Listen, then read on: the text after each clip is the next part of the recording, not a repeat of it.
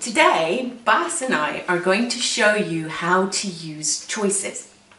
Are you ready? Mm-hmm. Would you like sweets or crisps?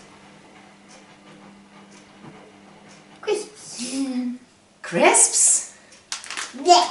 Oh, you don't like crisps. That's right. Would you like some sweets? Yeah. Yes. So Bas was echoing the last thing I said. He didn't really want crisps. You don't like crisps, do you, Bas? No. No. So I knew you like sweets, so I'm going to give you a sweet after I showed you how to ask. You're welcome. Okay. Now you're ready? We want to make sure that you understand it. So I'm going to take something that you don't like at all. Are you ready? Mm-hmm. Here we go. Would you like sweets or onion? Onion. Yeah. Oh, no, not an onion. Do you mean sweets? Uh-huh. Yes. So we use the undesirable item last so we can make sure we can teach him that he can ask for the thing he actually likes if he tends to echo the last word I said. Okay.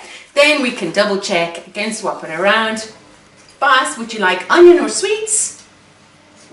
Sweets. Okay, sure, here you go. And you can also, no, I'm using the sweets and giving it bit by bit. Okay, you're welcome. All right.